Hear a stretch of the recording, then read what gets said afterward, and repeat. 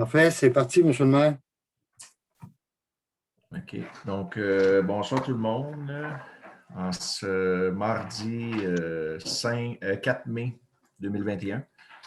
On s'excuse, un petit délai dû à des problèmes techniques pour diffuser la séance.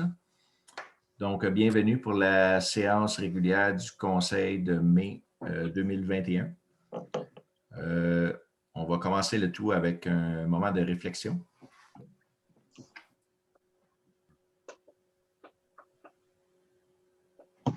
Merci.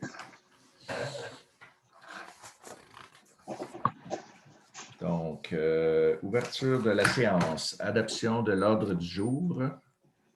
Donc, il est proposé, M. le maire, d'adopter l'ordre du jour tel que déposé. Donc, ça sera proposé. Dominique. Mme Saint-Laurent est secondée. Seconde, Denis. M. Dugas, merci. Section 4, adoption des procès-verbaux, 4.1. C'est pour la séance ordinaire du 6 avril 2021. Considérant que les membres du Conseil ont pris connaissance du procès-verbal de la séance ordinaire du 6 avril ce soir, considérant que les membres du Conseil renoncent à la lecture du procès-verbal, il est proposé d'adopter le procès-verbal de la séance ordinaire du 6 avril 2021. Ça sera proposé. Propose. M. Évangéliste, secondé. Seconde, M. le maire. M. Courtemanche, merci. Oui. À 4.2, nous avons pour la séance extraordinaire du 22 avril 2021. Considérant que les membres du Conseil ont pris connaissance du procès-verbal de la séance extraordinaire du 22 avril dernier, considérant que les membres du Conseil renoncent à la lecture, il est proposé d'adopter le procès-verbal de la séance ordinaire du 22 avril 2021. Ça sera proposé par M. Dugas, secondé. Guy. M. Nadon. Tout le monde est d'accord? Oui. Merci. Section 5, adoption du rapport de dépenses et autorisation de paiement. 5.1, certificat de disponibilité des crédits. En tant que directeur général et secrétaire trésorier, certifie par le présent que la municipalité dispose des crédits suffisants pour les fins auxquelles les dépenses au budget 2021 sont projetées. À 5.2, adoption du rapport de dépenses et autorisation de paiement.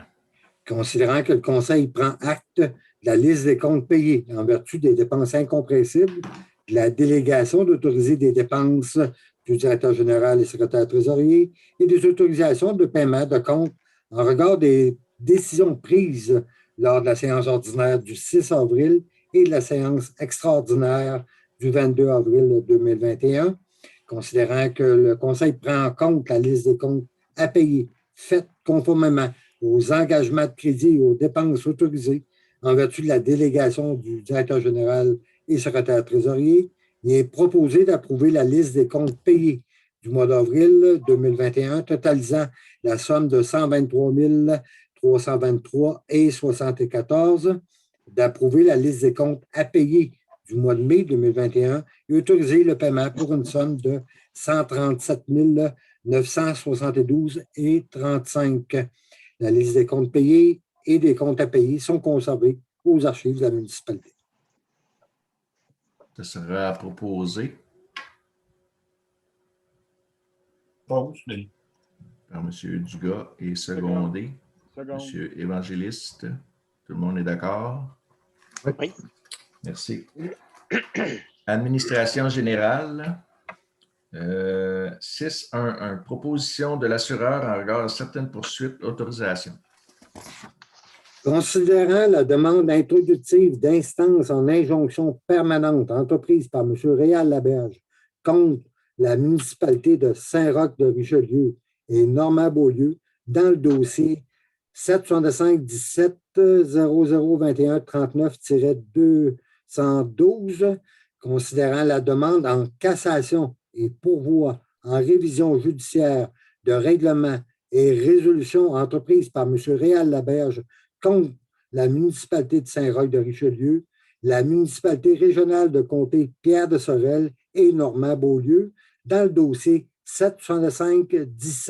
002153-213, considérant que la municipalité et la MRC Pierre de Sorel ont convenu de partager à part égale les honoraires professionnels concernant le dossier 765-17-0021-53-213, considérant les propositions transmises par les procureurs de l'assureur datées du 8 et du 14 avril dernier quant à l'assumation par l'assureur des honoraires liés à la défense de la municipalité de M.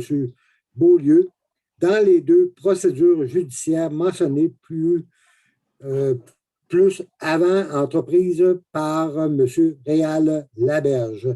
Donc, il est proposé que la municipalité de Saint-Roch-de-Richelieu accepte les propositions à l'effet que l'assureur assume 25 des honoraires de défense engagés par la municipalité dans les dossiers 765-17-00-21-39-212 et 765-17-00-21-53-213 entrepris par M. Réal Laberge.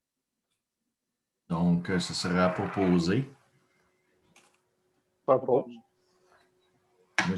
Courtemanche, secondé de M. Évangéliste. Oui. Tout le monde est d'accord? Oui. Merci. 6.1.2. Le règlement numéro 2021-05-04 abrogeant la résolution 2015-11-398 relatif à la politique de gestion contractuelle, avis de motion et présentation. L'avis de motion est donné qu'à une prochaine séance de ce Conseil, le règlement numéro 2021-0504 modifiant la résolution 2015-11-398, la politique de gestion contractuelle sera présentée pour adoption. L'objet de ce règlement est de modifier les règles relatives à l'achat local pour prévoir des règles visant à favoriser les biens et services québécois et les fournisseurs, assureurs et entrepreneurs qui ont un établissement au Québec. Conformément à l'article 445 du Code municipal du Québec, un projet de règlement numéro 2020-T1-05-04 est présenté et déposé en conseil. Donc, ça prendrait quelqu'un pour l'avis de motion. Donc, cet avis de motion sera donné par... Est-ce que c'était M. Courtemanche? Oui, j'ai dit oui, là. OK, M. Courtemanche. Donc, si vous êtes d'accord, M. le maire, je vais lire le projet de règlement compte tenu de la procédure. Entendu que la municipalité a adopté la résolution 2015-11-398 relative à une politique de gestion contractuelle. Attendu l'entrée en vigueur du projet de loi 67 qui prévoit que pour une période de 3 ans, à compter du 25 juin 2021, le règlement de gestion contractuelle de toute municipalité doit prévoir des mesures qui, aux fins de la passation de tout contrat qui comporte une dépense inférieure au seuil de la dépense d'un contrat qui ne peut être adjugé qu'après une demande de soumission publique, favorise les biens et les services québécois et les fournisseurs, les assureurs et les entrepreneurs qui ont un établissement au Québec. Attendu qu'il y ait lieu d'abroger la résolution 2015-11-398 relative à la politique de gestion contractuelle de la municipalité en conséquence. Attendu qu'un avis de motion du présent règlement est donné lors de la séance de ce soir, le 4 mai, et qu'un projet de règlement est présenté et déposé lors de cette même séance. Donc, l'article 2, la résolution 2015-11-398 relative à la politique de gestion contractuelle est abrogée en adoptant le règlement 2021-05-04. Au niveau des mesures de maintien d'une saine concurrence, le point 1, mesure visant à assurer que tout soumissionnaire ou l'un de ses représentants n'a pas communiqué ou tenté de communiquer dans le but d'influencer avec un des membres du comité de sélection relativement à la demande de soumission pour lequel il a présenté une soumission. A. Le Conseil délègue au directeur général le pouvoir de former tout comité de sélection nécessaire pour recevoir, étudier les soumissions reçues et tirer les conclusions qui s'imposent. B. Tout comité de sélection doit être constitué avant le lancement de l'appel d'offres et être composé d'au moins 3 membres. C. Tout membre du conseil, tout employé et tout mandataire de celle-ci doit préserver en tout temps la confidentialité de l'identité des membres de tout comité de sélection. D. Lors de tout appel d'offres exigeant la création d'un comité de sélection, les documents d'appel d'offres doivent contenir des dispositions aux effets suivants. Le soumissionnaire doit produire cette déclaration avec la soumission ou dans un délai de 5 jours ouvrables suivant une demande écrite de la municipalité à cet effet. Passé ce délai, le défaut de produire cette déclaration a pour effet d'entraîner le rejet de la soumission. Si un soumissionnaire ou un de ses représentants communique ou tente de communiquer dans le but d'influencer avec un des membres du comité de sélection, sa soumission sera automatiquement rejetée. 2. Mesures favorisant le respect des lois applicables qui visent à lutter contre le trucage des offres. A.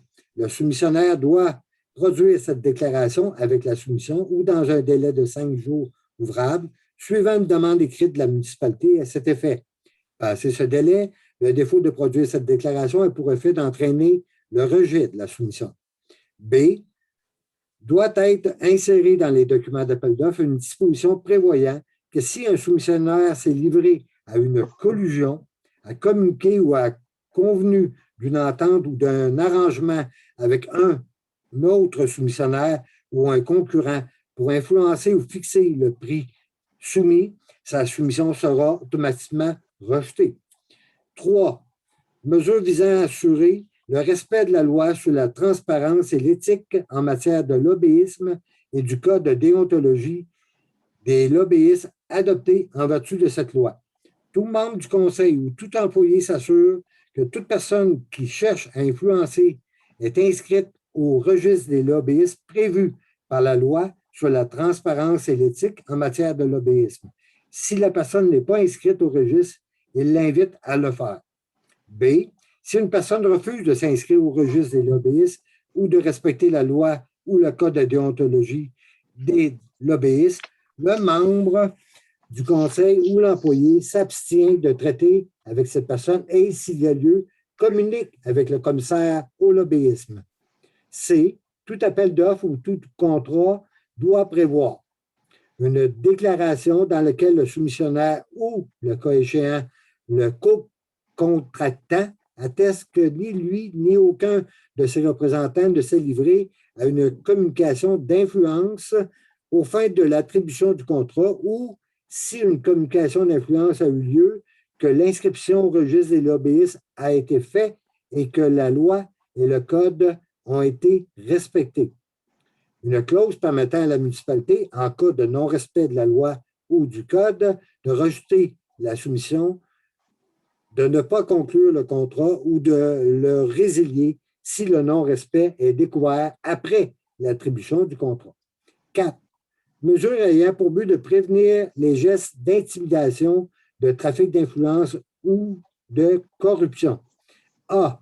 La municipalité doit, dans le cas des appels d'offres sur invitation écrite, favoriser dans la mesure du possible l'invitation d'entreprises différentes. L'identité des personnes ainsi invitées ne peut être rendue publique que lors de l'ouverture des soumissions. B. Le soumissionnaire doit produire cette déclaration avec la soumission ou dans un délai de 5 jours ouvrables suivant une demande écrite de la municipalité à cet effet. Passé ce délai, le défaut de produire cette déclaration a pour effet d'entraîner le rejet de la soumission. C. Tout appel d'offres doit indiquer que si une personne s'est livrée à l'un ou l'autre des actes mentionnés au paragraphe qui précède, la soumission de celle-ci sera automatiquement rejetée. 5. Mesures ayant pour but de prévenir la situation de conflit d'intérêts. A.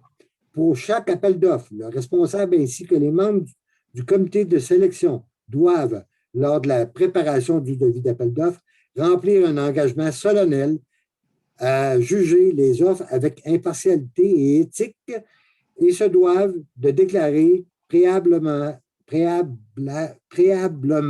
tout conflit d'intérêts en toute situation de conflit d'intérêts potentiel s'il y a lieu. B. Aucune personne en conflit d'intérêts ne peut participer à l'élaboration, l'exécution ou le suivi d'un appel d'offres ou d'un contrat. C. Le soumissionnaire doit produire cette déclaration avec la soumission ou dans un délai de 5 jours ouvrables, suivant une demande écrite par la municipalité à cet effet. Passé ce délai, le défaut de produire cette déclaration a pour effet d'entraîner le rejet de la soumission. 6. Mesure ayant pour but de prévenir toute autre situation susceptible de compromettre l'impartialité et l'objectivité du processus de demande de soumission et de la gestion du contrat qui en résulte. A. Aux fins de tout appel d'offres, est identifié un responsable de l'appel d'offres qui est confié le mandat de fournir toute information concernant l'appel d'offres et il est prévu dans tout document d'appel d'offres que tout soumissionnaire potentiel ou tout soumissionnaire doit s'adresser à seul responsable pour obtenir toute précision relative à l'appel d'offres. B. Lors de tout appel d'offres, il est interdit à tout membre du conseil et à tout employé de la municipalité de répondre à toute demande de précision relative à tout appel d'offres autrement qu'en référant le demandeur à la personne responsable. Mesure visant à encadrer la prise de toute décision ayant pour effet d'autoriser la modification d'un contrat, qui est le point 7. A. La municipalité doit, dans tout contrat, établir une procédure encadrant toute autorisation de modification du contrat et prévoir que de telles modifications n'est possible que si elle est accessoire au contrat et n'en change pas la nature. B. La municipalité doit prévoir, dans les documents d'appel d'offres, tenir des réunions de chantier régulièrement pendant l'exécution des travaux afin d'assurer le suivi de l'exécution du contrat. 8. Mesures visant, c'est-à-dire à favoriser les biens et les services québécois et les fournisseurs, les assureurs et les entrepreneurs qui ont un établissement au Québec. 9. Avant l'octroi de tout contrat qui comporte une dépense inférieure au seuil de la dépense d'un contrat qui ne peut être adjugé qu'après une demande de soumission publique, la municipalité identifie des entreprises en mesure de fournir des biens et des services québécois susceptibles de répondre à ses besoins, sauf circonstances particulières ou pour des motifs de saine gestion. Une fois ces entreprises identifiées, la municipalité favorise l'octroi de contrat à une entreprise en mesure de fournir des biens et des services québécois. À défaut de pouvoir identifier des entreprises en mesure de fournir des biens et services québécois pour répondre à ses besoins, la municipalité doit favoriser l'octroi de contrat visé au présent article, et c'est-à-dire à un assureur ou un entrepreneur ayant un établissement au Québec, sauf circonstances particulières ou pour des motifs de saine gestion. Article 3. Le présent règlement entre en vigueur conformément à la loi et sera publié sur le site Internet de la municipalité lorsqu'il sera en vigueur. Et voilà. Donc, merci pour la lecture. Et l'avis de motion avait été donné. Tout à fait. Ça nous amène à 6.2, gestion financière. 6.2.1, le rapport financier 2020, dépôt. En tant que directeur général et secrétaire trésorier, je dépose le rapport financier de la municipalité de Saint-Roch-de-Richelieu ainsi que le rapport du vérificateur pour l'exercice financier se terminant le 31 décembre 2020. C'est un dépôt, M. le maire. Merci. À 6.2.2, affectation des surplus 2020, recommandation du cabinet comptable RCGT. Considérant l'audit et le rapport financier 2020 par Raymond Chabot à Grant Thornton, il est proposé de transférer un montant de 61 601,14 $ dans le surplus accumulé affecté en eau et un montant de 89 907,66 $ dans le surplus accumulé affecté en égout suite aux états financiers de 2020. Donc, ça sera proposé. Propose, Denis. Par M. Dugas et secondé. Dominique. M. Nadon. Tout le monde est d'accord? Oui. À 6, 2, 3. Affectation d'excédents accumulés affectés COVID-19 au 31 décembre 2020. Autorisation. Attendu que la municipalité a reçu confirmation d'une aide financière en lien avec la pandémie COVID-19 au montant de 129 629 $. Attendu que la municipalité a pris connaissance qu'un versement de 89 120 $ a été encaissé en 2020 et qu'un versement de 40 509 $ a été encaissé en 2021. Attendu que la municipalité a préparé ses prévisions budgétaires en considérant dans ses revenus le montant de 40 509 $ pour pallier aux charges spéciales et ou aux baisses inattendues de revenus relatifs à la COVID-19, attendu que la municipalité s'est vue contrainte de comptabiliser le plein montant de 129 629 $ dans ses résultats de l'exercice 2020 afin de respecter les normes comptables pour le secteur public telles que suggérées par les auditeurs indépendants. Donc, il est proposé, il est décidé, c'est-à-dire que le montant de 40 509 $ tel que prévu au budget 2021 et encaissé au cours de cette même période soit affecté à titre d'excédent accumulé affecté COVID-19 au 31 décembre 2020. Donc, ça sera proposé. Propose. M. Évangéliste et secondé. Dominique. Par Mme Saint-Laurent. Tout le monde est d'accord? Oui. À 6.3, gestion du personnel. 6.3.1, aide aux archives. Dans le cadre d'Emploi d'été Canada, autorisation d'afficher le poste.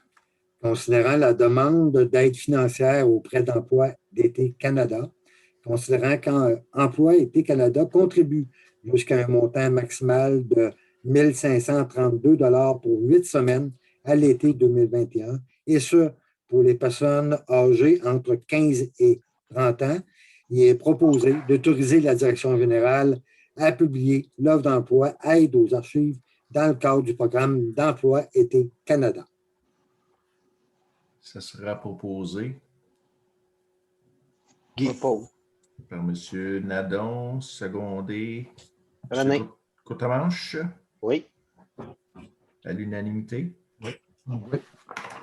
Section 7, loisirs, culture et famille. 7.1, fête d'été, feu d'artifice, autorisation. Considérant que la municipalité va tenir l'événement la fête d'été au parc Raymond-Perron le 21 août prochain, et ce, dans le respect des directives de santé publique, considérant les recommandations du comité de la fête d'été Saint-Roch, il est proposé d'autoriser l'octroi de contrat à Royal Pyrotechnie selon la soumission reçue le 21 avril dernier pour un montant de 3 500 $ plus taxes, d'autoriser la Direction générale à signer pour et au nom de la municipalité les contrats nécessaires à la réalisation du spectacle pyrotechnique, feu d'artifice, et que cette dépense soit financée à même le poste budgétaire 02 701 90 447. Donc, cette résolution sera proposée par Propose. M. Dugas et secondée Seconde, de monsieur le maire. M. Courtemanche. Merci. 7.2, fête d'été, choix de l'artiste, autorisation. Considérant que la municipalité va tenir une fête d'été le 21 août prochain, considérant les recommandations du comité de la fête d'été de Saint-Roch, il est proposé d'autoriser l'octroi de contrat à Mme Janie Provo, Band, selon les informations fournies le 3 mai dernier, pour un montant de 2 000 $ plus taxes applicables si de lieu. D'autoriser la Direction générale à signer pour et au nom de la municipalité les contrats nécessaires pour le spectacle de musique principal qui soit présentés sur la grande scène ou sous chapiteau, et que cette dépense soit financée à même le poste budgétaire 02 701 90 447. Ce sera proposé Propose. par M. Évangéliste et secondé Dominique, Mme Saint-Laurent. Tout le monde est d'accord? Oui. Oui. Merci. Section 8, aménagement, urbanisme et développement. 8.1, évaluation des sablières au niveau usage et activité mandat. Considérant que la municipalité désire procéder à des évaluations en regard aux usages et aux activités se déroulant sur les sites de toutes les sablières se situant sur le territoire, et ce, en référence aux lois et règlements en vigueur. Il est proposé de mandater les laboratoires de la Montérégie incorporée à procéder à des évaluations en regard aux usages et aux activités se déroulant sur les sites de toutes les sablières se situant sur le territoire, selon l'offre de service du 23 avril dernier, comprenant une estimation de 40 heures de travaux pour le directeur et de 15 heures pour le chargé de projet, et que cette dépense soit financée à même le poste budgétaire 55 160 030. Sera proposé. Propose, Denis. M. Dugas et secondé Seconde. M. Évangéliste. Tout le monde est d'accord? Oui. Merci. Section 9, transport. 9.1, tonte de gazon et entretien des parcs et espaces verts, octroi de contrat. Considérant l'appel d'offres sur invitation lancé par la municipalité auprès de 7 entreprises pour des travaux de tonte de gazon et entretien des parcs et espaces verts, considérant qu'un seul entrepreneur a déposé une soumission, soit CPR Pelouse, considérant les nouvelles exigences du ministère des Affaires municipales et de l'Habitation dans le contexte de la COVID-19, de publier l'audiovisuel de l'ouverture des soumissions via le site Internet de la municipalité. Il est proposé d'octroyer un contrat à CPR Pelouse, le plus bas soumissionnaire conforme, pour des travaux de tonnes de gazon et d'entretien des parcs et espaces verts au montant de 12 450 plus taxes applicables pour une période de 1 an, conformément à la soumission du 29 avril dernier. De reconnaître que la présente résolution et les documents d'appel d'offres relatifs à ce projet tiennent lieu de contrat entre les parties et que la dépense soit imputée au poste budgétaire 0230 522 pour les terrains municipaux et une proportion de 44 pour une proportion, c'est-à-dire de 44 et pour le poste budgétaire 02 701 50 522 parcs et terrains de jeu pour une proportion de 56 Donc, ce sera proposé. Propose, Denis. Par M. Dugas et secondé Guy. M. Nadon. Tout le monde est d'accord? Oui. Merci. À 9.2, marquage ponctuel de la chaussée mandat.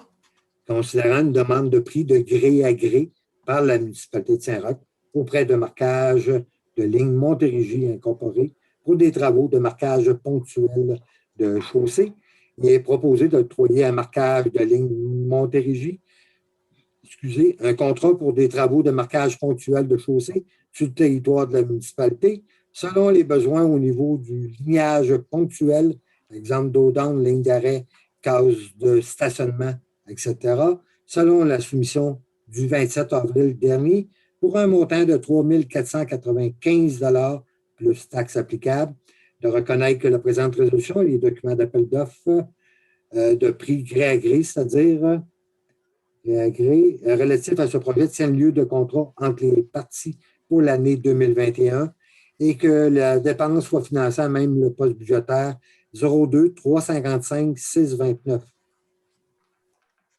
Ce sera proposé. Guy. M. Nadon et secondé Seconde. M. Évangéliste. Tout le monde est d'accord? Oui. Merci. À 9.3, mise à jour du plan d'intervention, mandat à un ingénieur. Considérant le plan d'intervention pour le renouvellement des conduites d'eau potable, d'égouts et des chaussées approuvé en 2016 par le ministère des Affaires municipales et de l'Habitation, considérant qu'il y a lieu de procéder à la mise à jour des données du dit plan d'intervention afin d'obtenir l'approbation du ministère des Affaires municipales et de l'Habitation pour rétablir la programmation relative à la TECQ 2019-2023. Il est proposé d'octroyer un contrat à Mme Catherine Tétrault, ingénieure, pour la mise à jour du plan d'intervention pour le renouvellement des conduites d'eau potable, d'égouts et de chaussées au montant maximal de 4 900 selon les heures réellement utilisées, plus les taxes applicables, le tout conformément à l'offre de service du 29 avril dernier, et que la dépense soit financée à même le poste budgétaire 02 320 453. Ça sera proposé Propose. par M. Dugas et secondé Guy. M. Nadon. Tout le monde est d'accord? Oui. Merci. À 9.4, réfection du réseau d'égouts pluvial sanitaire et aqueduc d'une section de la rue Saint-Nazaire. Autorisation pour appel d'offres. Considérant la problématique d'égouts pluvial et le prolongement du réseau d'aqueduc et sanitaire d'une section de la rue Saint-Nazaire, considérant les travaux temporaires réalisés à l'automne 2019, doivent être refaits selon les règles d'ingénierie et le ministère de l'Environnement et de la lutte contre les changements climatiques. Il est proposé d'autoriser la publication d'un appel d'offres via le système électronique d'appel d'offres SEAO pour les travaux de réfection d'égouts pluvial et le prolongement du réseau d'aqueduc et sanitaire d'une section de la rue Saint-Nazaire. Par Propose. Dominique, M. Évangéliste et secondé Seconde. M. Coutanche. Tout le monde est d'accord? Oui. Merci. Hygiène du milieu. 10.1, vidange et lavage des stations de pompage, autorisation de payer. Considérant l'obligation de procéder à la vidange des stations de pompage, il est proposé d'autoriser de payer la facture au montant de 4 244,51 plus taxes à la compagnie Environnement KMJ pour la vidange des stations de pompage et que la dépense soit imputée au poste budgétaire 02 415 521. Ce sera proposé par Propose, monsieur le maire. M. Courtemanche et secondé Guy. Dominique, M. Nadon. Oui. Tout le monde est d'accord? Oui.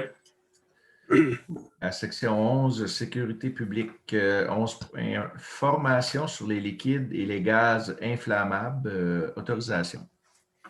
Considérant que les pompiers du service incendie de Saint-Roch doivent intervenir dans des situations où l'on retrouve des gaz et des liquides, c'est-à-dire et gaz inflammables, considérant l'importance de la dite formation afin d'être conforme à la loi sur la sécurité incendie et à son règlement sur la formation minimale pour exercer au sein d'un service sécurité incendie, considérant que la dite formation est admissible à un remboursement de la part du ministère de la Sécurité publique, volet 3, considérant l'offre de services de formation de l'entreprise Énergir Gaz Métro concernant les liquides et les gaz inflammables, considérant le rapport administratif et recommandations du directeur du service de sécurité incendie, M. Michel Clément, en date du 21 avril dernier, il est proposé d'autoriser les inscriptions de 15 pompiers relatives aux formations liquides et gaz inflammables, d'autoriser le paiement des frais relatifs aux dites formations offertes par Énergir Gaz Métro au montant total de 4 120,14 plus taxes applicables, le tout conformément à l'offre de service du 13 avril dernier, et que la dépense soit financée à même le poste budgétaire 02 220 454. Ce sera proposé Propose. par M. Courtemanche et secondé Second, Denis. Par M. Dugas. Tout le monde est d'accord? Oui. Merci. À 11.2, réfection du 859 rue principale en caserne de sécurité incendie. Mandat à une firme d'ingénieurs mécaniques électriques. Considérant l'achat de la municipalité de l'immeuble du 859 rue principale à Saint-Roch, considérant les exigences du ministère des Affaires municipales et de l'Habitation relatif à la subvention du programme RECIM, relatif au réaménagement et à la transformation de ce bâtiment en caserne de sécurité incendie, il est proposé de mandater la firme d'ingénieurs FNX Innov, selon l'offre de service datée du 21 avril dernier, dans le but de fournir un programme fonctionnel et technique relatif à la transformation de ce bâtiment pour un montant forfaitaire de 26 258,50 plus taxes applicables et que la dépense soit imputée au poste budgétaire numéro 23 03 000 000 et financée en partie par le poste 02 130 417. Ça sera proposé par Propose. M. Évangéliste et secondé Second. par M. Courtemanche. Tout le monde est d'accord? Oui. Si vous me permettez, M. le maire, je vais juste admettre M. Larivière qui nous avait quittés. Oui. On va attendre. Désolé, j'avais plus de connexion. Rebonsoir. Donc, ça nous amène à la section 12, demandes diverses. À 12.1, nous avons proclamation de la semaine de la santé mentale 2021. Considérant que la semaine nationale de la santé mentale se déroule du 3 au 9 mai 2021, considérant que l'Association canadienne pour la santé mentale, division du Québec, membre du réseau qui initie l'événement depuis 70 ans, invite cette année à parler des émotions que nous vivons tous, considérant que nous avons tous une santé mentale dont il faut prendre soin et que celle-ci a été mise à l'épreuve à bien des égards avec la pandémie. Considérant que les campagnes de promotion de la santé mentale visent à améliorer la santé mentale de la population du Québec, considérant que la municipalité contribue au bien-être de la population en mettant en place des environnements favorables à la vie de quartier, considérant que la santé mentale est une responsabilité collective et que cette dernière doit être partagée par tous les acteurs de la société, considérant qu'il est d'intérêt général que toute municipalité du Québec soutienne la Semaine nationale de la santé mentale. Donc, il est proposé que la municipalité de Saint-Roch proclame la semaine du 3 au 9 mai 2021, Semaine de la santé mentale, et invite tous les citoyens, les entreprises et les institutions à parler pour vrai et à partager la trousse d'outils de la campagne. Ensemble, contribuons à transformer notre municipalité en un environnement favorable à la santé mentale des citoyens. Ça sera proposé Propose, M. le maire. par M. Courtemanche, secondé Second. par M. Dugas. Tout le monde est d'accord? Oui. Section 13, affaires nouvelles, il n'y avait rien ce mois-ci. Section 14, correspondance. Je vais vous faire un petit sommaire des diverses correspondances qu'on a reçues depuis notre dernière séance publique. D'abord, on a reçu de Loisirs Sport Montérégie une aide financière de 9 985 $ accordée pour une table de tennis de table, donc une table de ping-pong en béton qui sera installée au parc Raymond-Perron. Nous avons reçu une correspondance de M. Jean-Bernard Aymon, député circonscription Richelieu, nous disant qu'il est heureux de nous annoncer une octroi à notre municipalité pour la somme de 10 000 $ aide à la voirie. De la MRC Pierre de Sorel, nous avons reçu une confirmation qu'ils ont confié le mandat au cabinet d'avocats d'Anton-Rainville dans le dossier Réal-Laberge concernant un territoire d'intérêt particulier écologique et extraction temporaire sur le territoire de la municipalité de Saint-Roch-de-Richelieu. Nous avons aussi reçu un communiqué relatif à l'ouverture du bureau d'accueil touristique à la Maison de la culture de Saint-Roch-de-Richelieu. Et on les félicite d'ailleurs pour leur initiative. Nous avons reçu une correspondance, les travaux de stabilisation de talus en milieu hydrique. Le 31 décembre 2020 est entré en vigueur le règlement sur l'encadrement d'activités en fonction de leur impact sur l'environnement. Une autre correspondance de la MRC Pierre de Sorel qui sera l'hôte d'une conférence virtuelle gratuite le 20 mai prochain à 19 h pour contrer le gaspillage alimentaire à vos frigos. Toujours de la MRC Pierre de Sorel, nous avons eu avis public relatif au dépôt du rapport financier de la MRC pour l'exercice terminant le 31 décembre 2020. Ça complète les correspondances que nous avons reçues et ça nous amène à la période de questions. Donc, je ne sais pas. Moi, j'avais reçu une question par courriel. Je pourrais peut-être commencer par celle-là. Donc, c'est une question, une observation de M.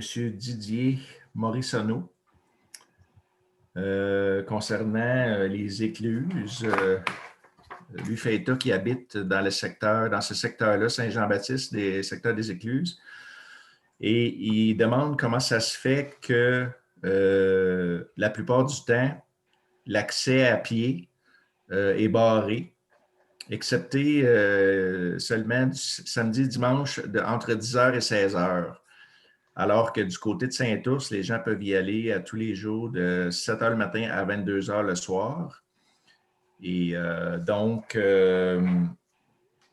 moi, je n'aurai pas de réponse pour vous ce soir. Par contre, ce que je peux vous dire, c'est qu'à tous les ans, à peu près au début mai, là, donc très prochainement, je fais partie d'une rencontre avec Parc Canada, justement, sur les diverses choses là, en rapport avec les écluses.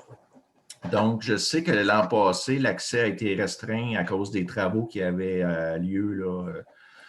Donc, je vais m'informer cette année quelles seront les heures d'ouverture de la passerelle et dès que possible, je pourrai personnellement vous informer en retour de courriel et puis on pourra donner l'information peut-être dans notre prochaine séance publique par rapport à ça.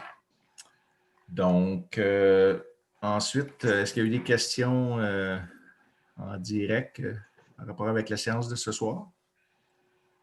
J'ai un commentaire et une question, M. le maire. Le premier commentaire vient de Mme Guylaine Lavoie.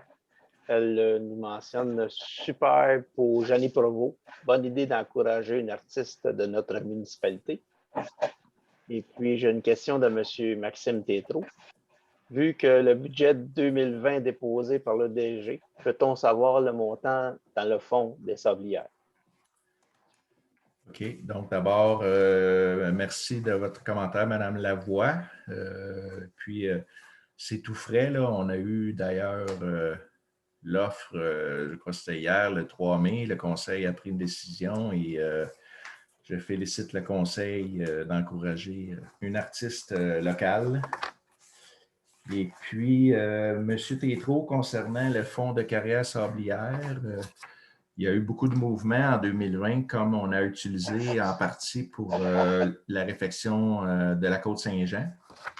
Donc, le fonds de carrière sablière a commencé l'année à 760 000 $.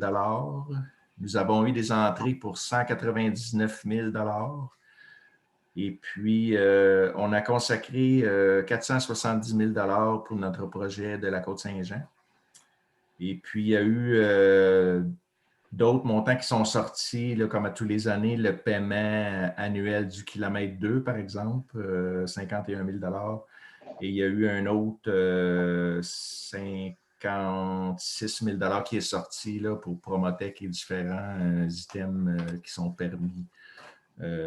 Donc, tout ça fait que le fonds de carrière sablière au 31 décembre 2020 termine à 382 000 $. Donc, malgré le fait qu'on a fait une ponction très significative de 470 000 $, qui a réussi à financer une partie de notre projet de réfection de 3 km sur la côte Saint-Jean, le fonds termine quand même avec ce solde-là. Donc, j'espère que ça répond à votre question.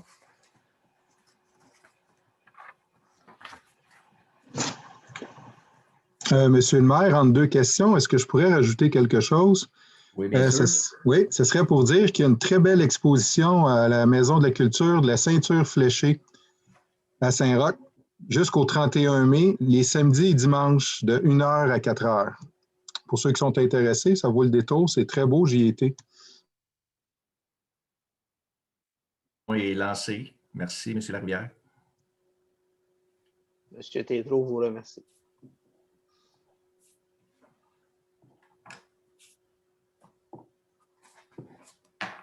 Donc, en attendant de voir si on aura d'autres questions sur la séance de ce soir, je vous rappelle que si vous visionnez la vidéo de la séance dans les jours qui vont suivre et que vous avez des questions, vous pouvez nous les faire parvenir par courriel de préférence. Mon courriel maire@commercial-saint-roch-de-richelieu.com ou au DG qui me le fera parvenir aussi, donc dg@commercial-saint-roch-de-richelieu.com.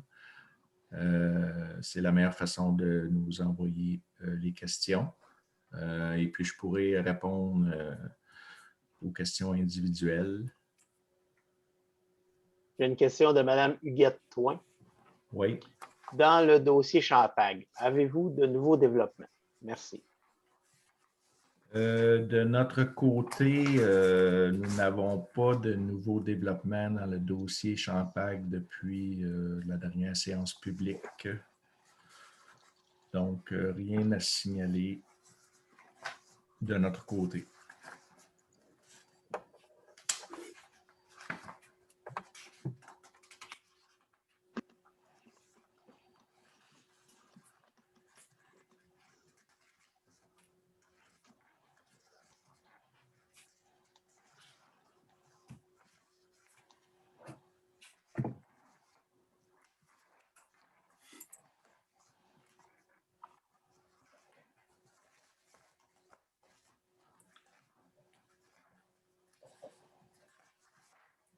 Donc, notre prochaine rencontre publique, M. Castonguay, prévue premier mardi de juin. Le 1er juin, exactement. Donc, le 1er juin, à moins qu'il y aurait des urgences d'ici là qui nous forceraient à tenir une séance extraordinaire. Je n'ai pas reçu, M. le maire, aucune question par courriel de mon côté. OK. Merci. Je n'ai pas d'autres questions non plus. C'est bon. Donc, si on n'a pas d'autres questions à ce moment-ci, je pense qu'on pourra procéder à la levée de l'Assemblée qui sera proposée. Je propose la levée de l'Assemblée, M. le maire. M. Courtemanche, secondé Guy. de M. Dugas. Non, Guy. Guy. Ah, M. Nadon. Oui. C'est bon. Donc, Je vais remettre mon son. donc, je voudrais saluer tous les citoyens et citoyennes qui nous ont suivis pour la séance de conseil du mois de mai. Si vous avez des questions sur les résultats financiers ou autres, je vous invite à communiquer avec moi par courriel. Et puis, si c'est un sujet qui revient souvent, on pourra l'aborder aussi lors de la prochaine période de questions de la prochaine séance publique le 1er juin. Donc, merci beaucoup. Bonsoir tout le monde. Merci. Merci, bonsoir. Bonsoir. Bonsoir à tous. Merci.